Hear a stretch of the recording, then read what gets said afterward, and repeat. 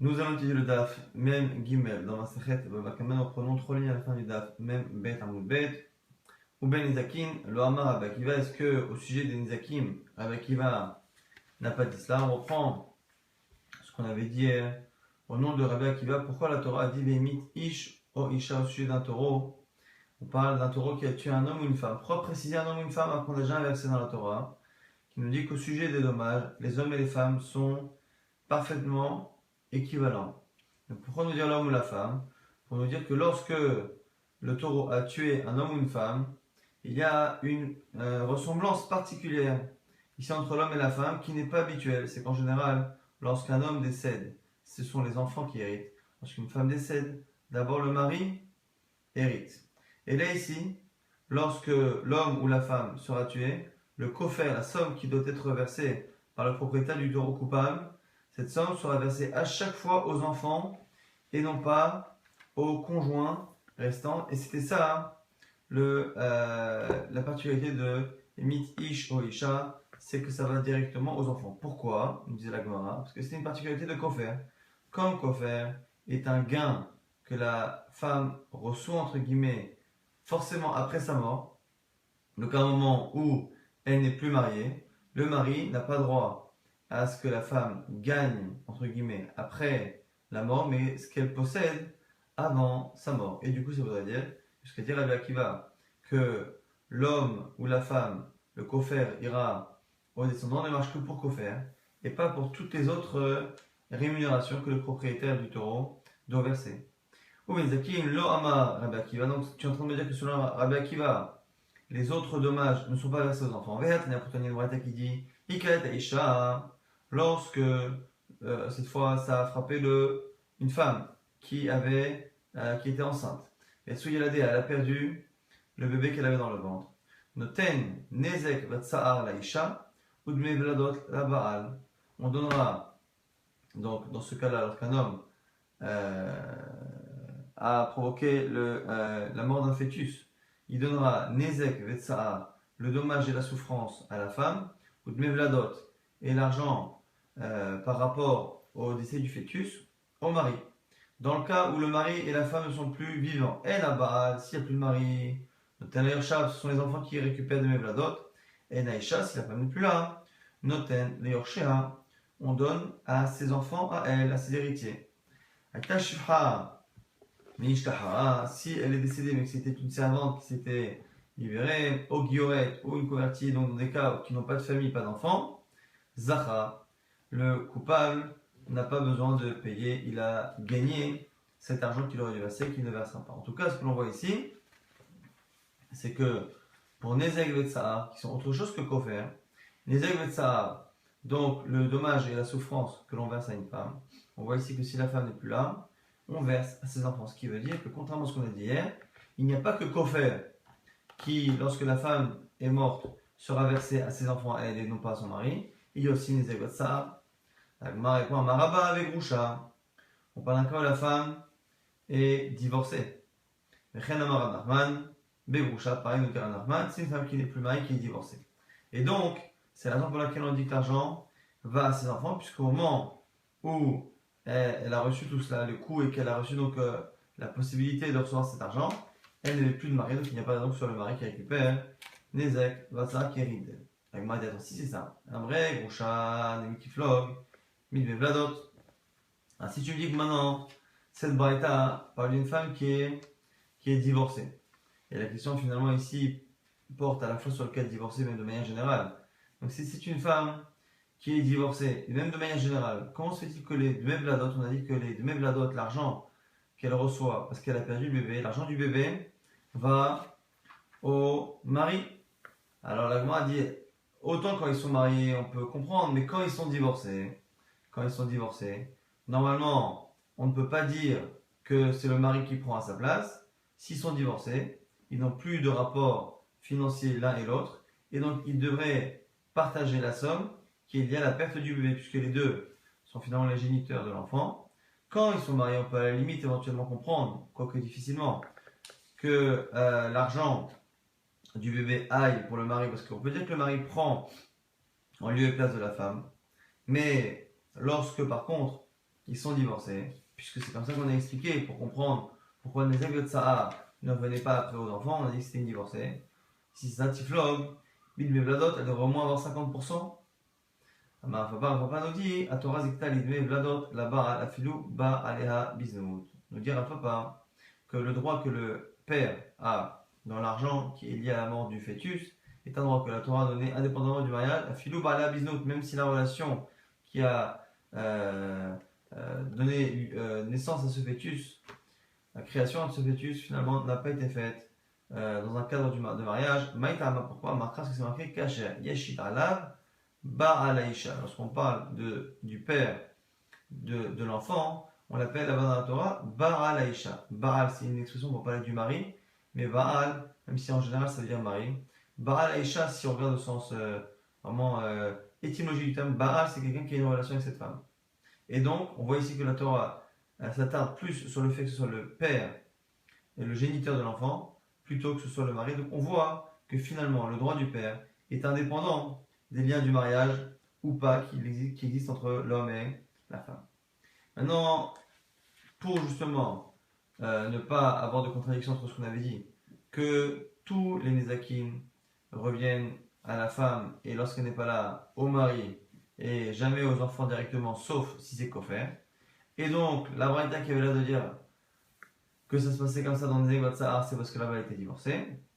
Là, il va prendre un autre route, mais donc, les rabbins Kegon, Shigavu Maot, ou la Nachman, Kegon, Shigavu Karka. Pourquoi on n'a pas donné un autre cas qui est lorsque il y a des cas de Gabu Maot où l'argent a déjà été pris, soit avec de l'argent, soit avec Karka, soit on a déjà pris un terrain. On va voir que selon Rav Nachman ou selon Rabbanan, on peut avoir parfois des cas où on considère que même si on prend l'argent après la mort, c'est comme si la personne qui à la base était celle à qui on devait donner l'argent, c'est comme si elle avait déjà prise avant sa mort.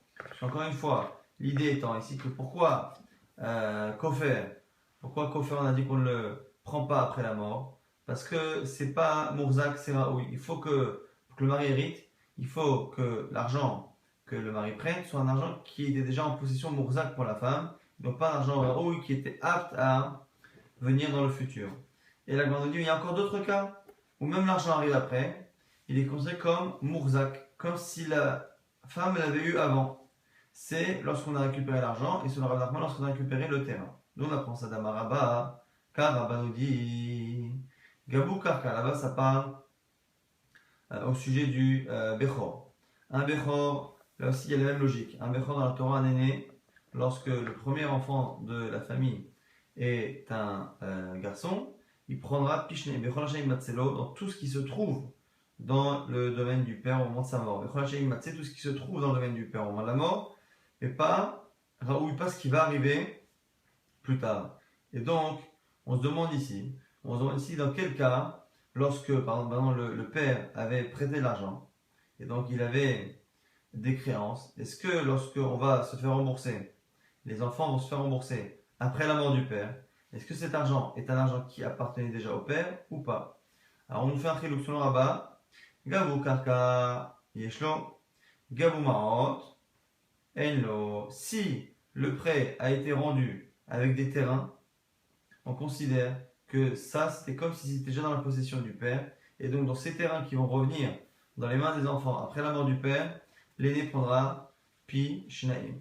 Et Rav Nachman il a Rav Nachman Amar, Gabou Maot Yeshlo, Gabou Karka, s'il se fait rembourser avec de l'argent, il a Pi Shnaim, il a la double part. S'il prend du Karka, non. Et du coup, cette même logique que l'on applique dans Bechor et Pishnaim, là-bas Bechor et Pishnaim c'est la même logique que chez nous, c'est que l'aîné ne prend double part que dans ce qui est considéré comme étant déjà appartenant au défunt avant sa mort, et il ne prend pas double part dans le reste. Et on voit que selon Rabbah, ce qui s'appelle appartenant au défunt de son vivant, c'est les terrains.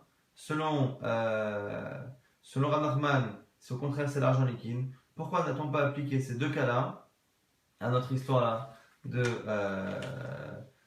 Nezek Vetsahar? On n'a pas dit que Nezek Vetsahar là-bas, on a vu que ça allait aux enfants. Pourquoi ça va aux enfants? Pourquoi dans certains cas, on va dire que ça va au mari, c'est dans les cas justement où on considère que ça appartenait à la femme. Pourquoi ça appartenait à la femme? Dans les cas justement, dans les cas où c'était quelque chose qui a été remboursé avec du karkar selon Rabbin et de l'argent liquide selon Radachman. Maintenant la Gemara dit pourquoi on n'a pas dit ça? Amreanem il est libne marava liba de Ravanan. Parce que ça, ce que tu as dit, Rabba et Rav Nachman, c'est pour les gens d'Eretz Israël et Aliba de Ravanan, qui lorsque chez nous on parle que Rabbi, et Rabbi n'est pas d'accord avec tout cela. Donc là-bas, c'est une marloquette. Au sujet là-bas des prêts, est-ce que un prêt c'est Kemorzak ou pas Kemorzak, c'est une marloquette. Rabbi et Ravanan, qui finalement fait que ici, c'est pas tellement notre sujet qu'on ne peut pas appliquer cette marloquette ici. Amar Rabbi Shimon ben Akish. Nouvelle halakha de Resh Lakish. Shor Shemit et Ta'ebet Shelo Bechavana. Un taureau, ici Moad. Hier on parlait d'un taureau qui tuait, mais qui était tam. Un taureau qui était tam, qui n'était pas habitué à attaquer ou à tuer. Un taureau qui est tam, on avait dit ce qui se situe en Eved. Est-ce qu'il y a des mevladot ou pas, des mevladot ou pas. Maintenant ici on parle d'un shor qui est Moad, qui est habitué à encorner, qui a tué un serviteur, mais Shelo Bechavana sans intention. Pato Mishoshim Shkalim. Il ne paiera pas la somme que la Torah a demandé, qui est de Shoshim Shkalim. Chez nous, quand c'est marqué, Kesef Shoshim Shkalim Iten Adonab Ve'ashor Isakel. Marqué dans la Torah que dans un cas normal, on paiera 30 Shkalim, qu'on donnera au propriétaire du serviteur, et le taureau sera lapidé. Le fait qu'on ait juxtaposé les deux actions nous montre qu'elles sont interdépendantes. C'est lorsque l'animal sera lapidé qu'on paiera 30 Shkalim. Et lorsque l'animal n'est pas lapidé, exemple ici, où l'intention du taureau n'était pas de tuer, les propriétaires ne paieront pas 30 shkalim. Dans le même genre, un taureau qui a tué un homme libre, pas un aved, sans intention. Patomi kofer, on ne paiera pas kofer, qui est la valeur que la Torah a déterminée pour chaque homme, chaque femme en fonction de son âge. C'est comme c'est marqué, la même chose. Et gamba la yumat. Le taureau sera lapidé, les propriétaires mourront. Et après on enchaîne sur qu'il faut donner parfois un kofer. Là aussi, lorsque l'animal sera lapidé, on paye kofer. Et lorsque l'animal n'est pas tué parce que justement il n'a pas eu de kavana d'intention, donc on a avec deux versets différents, plus ou moins deux halachot assez ressemblantes, qui nous disent finalement, au nom de Resh Lakish et au nom de Rabba, que le fait de payer la valeur du Eved, ou de payer kofer, c'est pas la même formulation et expression pour un homme libre, que pour un Eved. Pour un Eved, on paye la valeur du Eved que la Torah a imposé, qui est Shoshim Shkalim. Pour l'homme, on appelle ça kofer, et ce kofer et ces Eved ne seront pas payés dans un cas où le taureau n'a pas eu l'intention d'encorner la personne en question, puisque l'animal n'est pas mis à mort et que la mise à mort de l'animal est liée au fait de payer kofer ou la valeur de Shoshim Shkalim. La grande object est hiver, baillé et michoré ploni, rochorché ploni, rezem shalem, alpiatzmo. Celui qui avoue que son taureau a tué quelqu'un, ou que son taureau a tué le taureau de quelqu'un. On dit Michel Mopérasmo, il paiera sur son propre aveu, témoignage. Elle m'a dit Maïlat Kofer, quand on dit qu'il paye, il paye quoi? Il faudrait payer le Kofer, non? Rabbah nous dit non, Lo Damim. Et là, Rabbah nous dit un truc intéressant. Qui nous dit que même lorsque on ne paye pas Kofer, donc Kofer c'est la valeur que la Torah, encore une fois, a estimée d'une personne en fonction de son âge et de son sexe, ça c'est Kofer. Maintenant, on a clairement ici une braïta qui nous dit que dans certains cas où on ne mettra pas à mort l'animal, on fait payer quand même quelque chose. On dit que celui qui avoue que son animal a tué, il paiera. Or, on sait très bien que comme il a avoué, l'animal ne sera pas mis à mort. Donc, tu vois bien que ce n'est pas forcément lié. Rabbah nous dit qu'il y a une nouveauté. C'est Damim. C'est quoi Damim? Ce serait, lorsqu'on a affaire, même à quelqu'un qui n'est pas Aved, ce serait la valeur de la personne sur le marché des esclaves. Combien physiquement cette personne, le travail de cette personne vaut. Donc ce serait une nouveauté. Au-delà, donc on apprendra ici de Rabat, que même lorsqu'on ne paye pas Kofer, on paye Damim. Elle m'a dit Damim. Alors si on parle de Damim, Eima Sefa, je comprends plus la fin. Et Mitchori et Abdo chez Ploni. La même Braïta continue avec quelqu'un qui avoue que son taureau a tué un serviteur. On dit quoi? Eino Meshalem Apiasmo. Cette fois il ne paiera pas. Et Idamim, Amailo. Et si c'est là, le Damim, pourquoi ne paierait-il pas? Amarle, à la réponse de Rabat. Yachin la Shadoyelach, Reisha Damim, Vesefa Knas. J'aurais pu te dire à la limite, je pourrais te répondre de manière un peu tirée par les cheveux, que au début, quand on dit il paye, c'est Damim, la valeur de la personne sur le marché des esclaves. Et lorsqu'à la fin, on dit qu'il ne paye pas, c'est un Knas. C'est une amende. C'est les Shoshim Shkalim, les tranches Shkalim qui ne sont pas dépendants de la valeur de la personne ou de quoi que ce soit. Ça, c'est un Knas. Et un Knas, on a un principe que Eno Mishalim al Piratement. Mihou, cependant, Rabat lui-même dit Shinuya Dechika. L'homme je n'ai pas envie de te donner une réponse comme ça assez déchouka, assez difficile à accepter. Je préfère te dire qu'il dit Dami, tu as raison. Les deux parlent de Dami, c'est-à-dire que on est en train de parler de quelqu'un qui a provoqué, dont le tour a provoqué la mort d'un homme ou d'un serviteur. Et la question c'est ce qu'il paye ou pas, et il paye quoi Damim? La valeur réelle de la personne au niveau de son travail sur le marché des esclaves. Miou, mais je t'ai expliqué la différence. Ben Chorin, quelqu'un qui est libre, ou c'est la fin de la Braïta, le début de la Braïta Mechila Dimshalim Kofer al Pirasmo, que lui il paye Kofer al Pirasmo, même sur sa parole. Et Echidame. Et il y a tout ça, des Vasidou, des Katal. Alors on donne l'exemple. On a deux témoins qui témoignent que son taureau a tué. Mais on ne sait pas si son taureau était un Moad. Et Amar Maré, le propriétaire lui-même dit des Moad, donc il était Moad. Dimshalim Kofer al Pirasmo. C'est lui, par son aveu, qui va provoquer, qui va payer Kofer.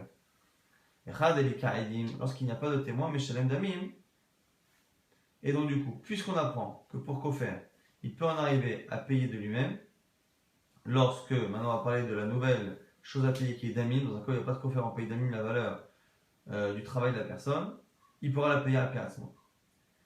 Maintenant, Gabin Ebed, pour un serviteur, c'est différent. Chez Non Meshalem Pirasmo, que lui, l'autre somme, qui est donc l'équivalent de Kofer, mais qui ici s'appelle chez nous Knas, qui est tranche Kalim, 30 slime. Mais comment ça fonctionne?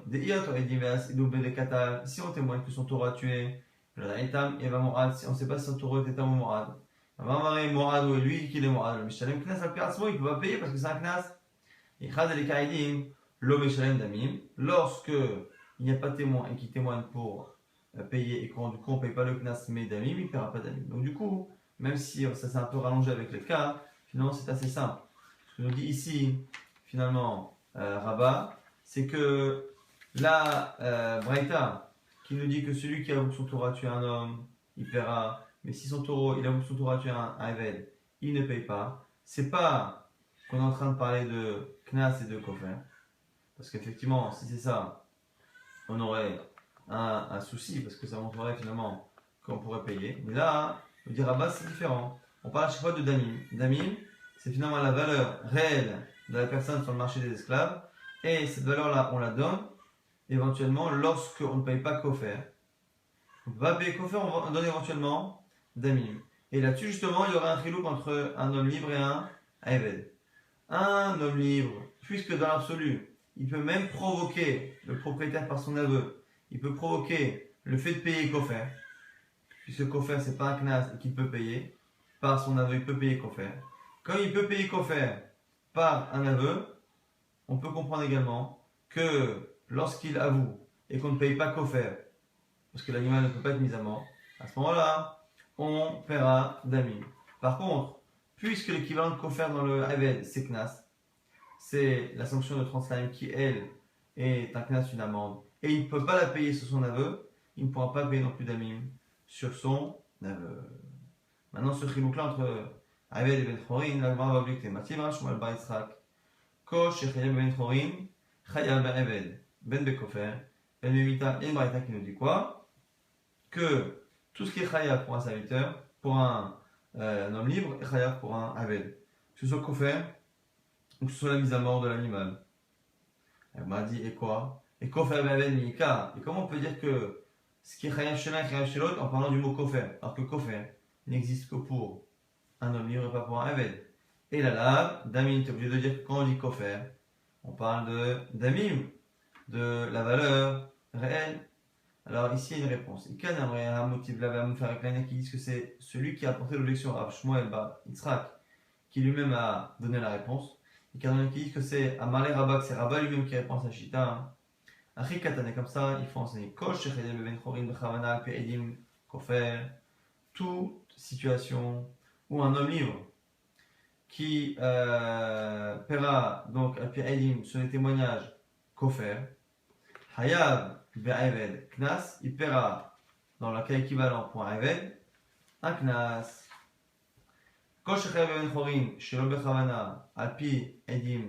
toutefois où il n'y a pas d'intention, et donc la personne sur le meurtre d'un homme libre paiera damim, la valeur, il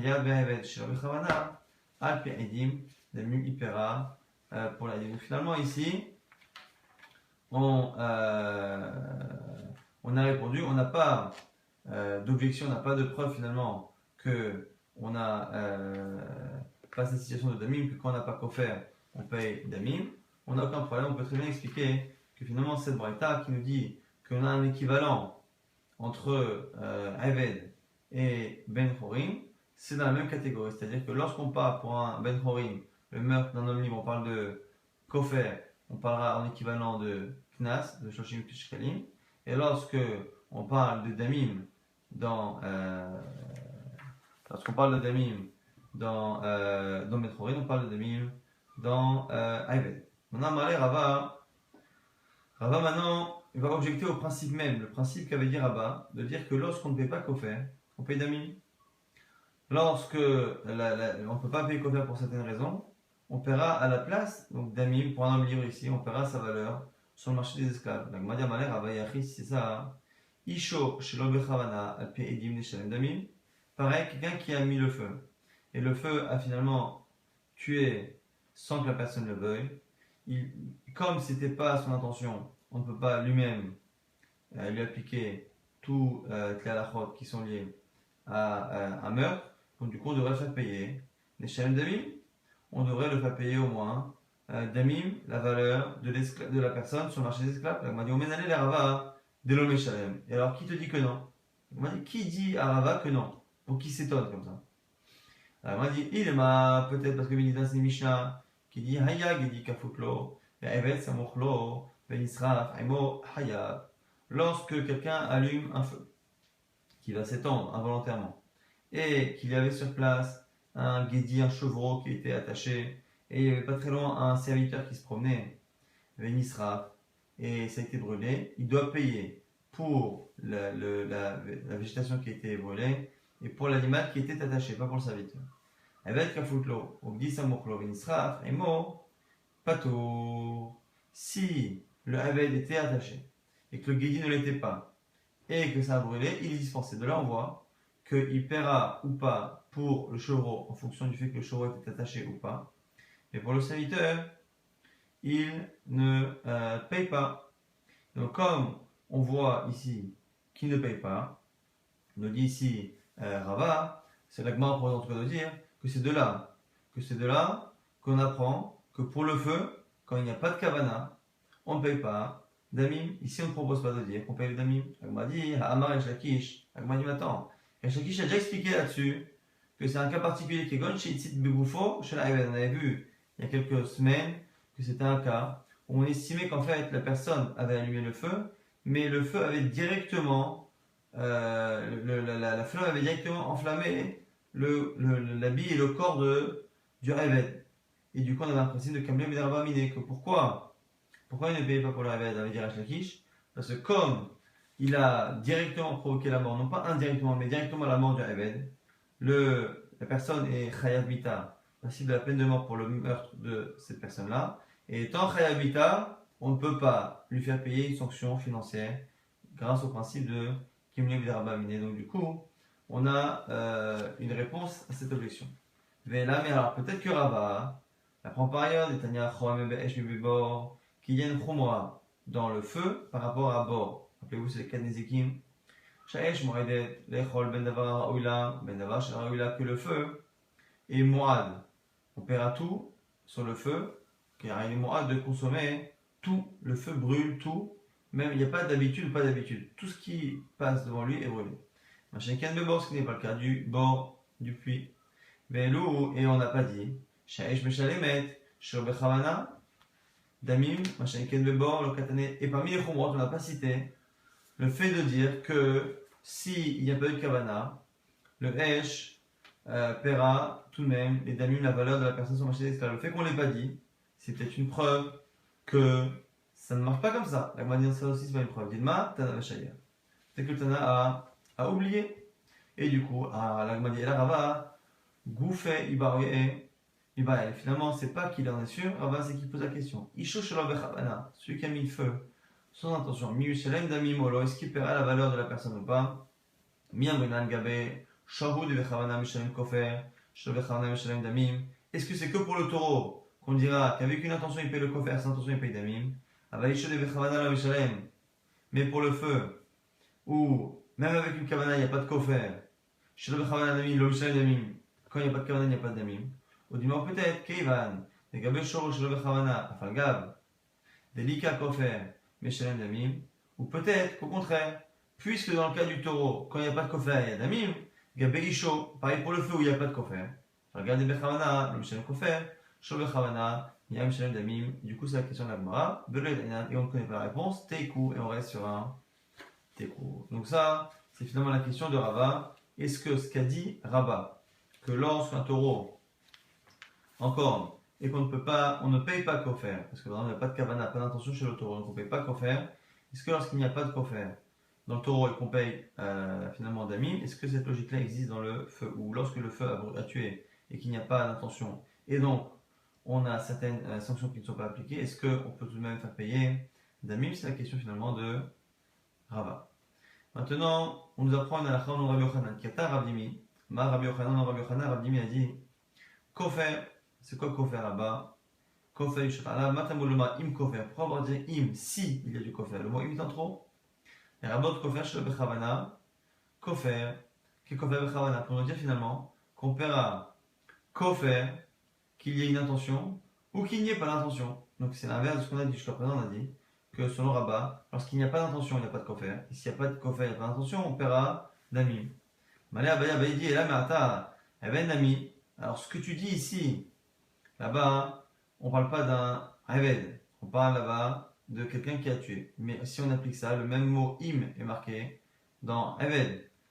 Eved Nami, mataboloma c'est marqué im, Eved, Igahetacho, si c'est un Eved, un serviteur que le shor a encore né. Et Rabot Eved Shel Bechavana, c'est-à-dire qu'on a rajouté le Eved qui a été tué par inadvertance. Eved Bechavana, qui est Eved Bechavana? Et Chit et Machinami, si tu veux dire que c'est comme ça, c'est pas possible. Amaré Shakish a dit. Shor Shemit est un Eved Shel Bechavana, pas Tomi Shoshim Kalim. Shakish a dit clairement, c'est ce qu'on étudie depuis la moitié du DAF, que finalement, lorsque un taureau tue sans intention un Eved, on ne paiera pas Shoshim Shkalim. Donc, ici, on a une halakha de Rabbi Yochanan qui parle d'un homme libre, mais si on applique ce même raisonnement avec le mot im qui est en trop, qu'on l'applique au Eved, on arrive à la contradiction entre Rabbi Yochanan et Resh Lakish. Il m'a dit Amalé, Gavra, Karamit. Alors, Rabbi Yochanan et Resh Lakish peuvent ne pas être d'accord. En quoi c'est une objection de passer d'objecter entre un homme et un autre homme qui sont de niveau équivalent? Kata Ravin, et la Gemara va plus loin et dit que finalement Ravin a enseigné cette déduction-là qu'on a fait nous, l'a enseigné clairement. Kata Ravin, Amar Rabbi Yochanan, Yadion Rabbi Yochanan, Eved, Matamol Lomar im Eved. Pourquoi le im dans Eved aussi? Il y a Rabot Eved Shel Bechavana, qui est Eved Bechavana, pour dire pareil. Pour le Eved sans intention et avec intention, c'est pareil. La Gemara dit, ou le Resh Lakish Nami, Nimanami Bida Eved, im Eved Lodarish, Kofer Nami, Lodarish. Alors, la Gemara se pose la question, est-ce que Resh Lakish ne peut pas être d'Oresh le im dans Eved? Il ne peut pas, puisque lui il a dit que pour le Eved, s'il n'y a pas d'intention, il n'y a rien. Donc du coup, nous dit la Gemara, s'il n'est pas d'Oresh le im dans Eved, il ne devrait pas être d'Oresh le im dans le cas où c'est un Ben Chorim. La Gemara dit non, Amré, le Eved im Eved le Darish, Kofer im Kofer Darish. Non, il fait la déduction sur le im de kofer, mais pas sur celui de Eved. Il m'a dit, moi, je quelle est la différence? Eved, il m'avait l'octivium comme tashlumin. Pourquoi? Parce que le im qui est marqué dans Eved ne parle pas là-bas du fait de rémunérer. C'est marqué là-bas sur le fait d'encorner. Im Eved, il genre si c'est un Eved que le shor a encorné. On ne parle pas là-bas de payer. Donc tu n'es pas obligé de dire à Shakish de déduire que le im vient parler d'un paiement lorsqu'il n'y a pas d'intention. Alors que le im là-bas, im kofer, s'il y a un kofer à payer, et là on parle vraiment de payer, donc c'est pour ça que le im vient apprendre que même chez le Bechavana on paiera. Quand même kofer, comme tashomin, là-bas ça parle de rémunération. On va rapidement essayer de résumer ce DAF qui n'était pas si simple que cela. Alors, on avait vu que finalement, selon Rabbi Akiva, on avait dit que le kofer c'est une exception, comme le kofer pour la mort d'une femme était quelque chose qui revenait au défunt après sa mort, ça n'était pas transmis à son mari, puisque son mari n'est plus son mari au moment où la femme décède, et que le mari ne peut hériter que ce que la femme possédait. La même logique que l'on retrouve dans Bechor, dans l'aîné, qui ne prend double part dans l'héritage que de ce qui appartenait au père de son vivant, et pas de ce qui est apparu. Après, au passage, on a vu une marloquette entre Rabbanan, Rav Nachman et Rabba au sujet des prêts. Est-ce que lorsqu'on prête de l'argent à quelqu'un et qu'on lui rembourse, et qu'on rembourse aux enfants après la mort de la personne, est-ce que, selon Rabbanan, cet argent est quoi qu'il arrive un argent qui appartenait au père avant la mort? Selon Rabba, ça dépend, que si on rembourse avec des terrains, et selon Rav Nachman, que si on rembourse avec de l'argent liquide. Maintenant, on avait vu que selon Resh Lakish, lorsqu'un taureau tue et qu'il n'a pas l'intention de tuer un serviteur, donc il tue un serviteur sans intention, dans ces cas-là, il ne paiera pas 30 shkalim. Ça, c'est ce que dit Resh Lakish, et on a vu à la toute fin du DAF que Rabbi Yochanan ne pensait pas cela. La marquette est liée au psukim. Selon Resh Lakish, c'est marqué que on a juxtaposé le fait de payer 30 shkalim au fait de mettre à mort l'animal. Or, l'animal n'est pas mis à mort lorsqu'il n'y a pas d'intention, donc on ne paie pas 30 shkalim, alors que selon Rabbi Yochanan, on a un ribouille de im aved yigerachor si le aved a été frappé par un taureau, et là-bas le im étant en trop, c'est pour nous apprendre que même lorsqu'il n'y a pas d'intention, on devra payer. Maintenant, si la question qui se posait ici, est-ce que lorsque l'animal a tué donc un homme libre et qu'il a tué sans kavana, donc on ne peut pas mettre avant l'animal. Et comme on ne peut pas mettre avant l'animal, on a une marloquette. Selon Rabat, avec la même logique que de Resh Lakish précédemment, selon Rabat, on ne paiera pas kofer. On ne paiera pas kofer. Pourquoi? Parce que là aussi c'est marqué Shoy Sakel, Gambar la Yumat, Im kofer Alab. On enchaîne, alors qu'on parle de rémunération, on dit que le taureau sera mis à mort et on paiera kofer. De là on voit que les deux sont liés. Donc selon Rabat, si on tue quelqu'un de libre, si le taureau tue quelqu'un de libre, et que l'intention n'y était pas, donc l'animal ne peut pas être mis à mort, on ne paiera pas kofer. Mais selon Rabat, on ne paie pas kofer, mais on paie à la place damim. Donc kofer, c'est ce que la Torah a estimé comme valeur de la personne. Damim, c'est la valeur réelle sur le marché des esclaves d'une personne. Si on vendait son travail, quelle serait sa valeur? Donc Rabat pense qu'on ne paye pas kofer, mais qu'on paye damim. Ce qui est également une marloquette avec Rabbi Yochanan, qui pense qu'on paiera kofer avec son canal, puisque c'est marqué im, le im étant en trop, im kofer. Donc on a une double marloquette. Est-ce que sur un évêque qui était tué sans kavana, est-ce qu'on paye Shoshim Shkalim, est-ce qu'on ne paye pas? Marloquette Resh Lakish et Rabbi Yochanan. Et lorsque c'est un homme libre qui a été tué, est-ce qu'on paye kofer ou est-ce qu'on ne paye pas kofer mais qu'on paye à la place d'amis? C'est Marloquette entre Rabbi Yochanan et Rabat. Donc ça c'est entre le tout début du DAF et la fin du DAF, entre les avis de Rabat Resh Lakish et à la fin les avis de Rabbi Yochanan. Au passage, la Gemara a répondu à plusieurs objections sur ces limoudim là. Et la Gemara a posé une question à la fin au nom de Rava. C'est si on pense, donc selon Rabat, si on pense que lorsque l'on tue, le taureau tue sans intention et qu'on ne paye pas kofer, et donc on paye finalement damim, est-ce que cette logique de remplacer kofer par damim existe aussi dans le feu? Si quelqu'un tue par le feu sans intention. Est-ce que, au lieu de payer Kofer, il perd Adamim? C'est une question de Rava, sur laquelle Agmara a conclu par un tekou, c'est-à-dire qu'il n'y a aucune réponse possible à cette question.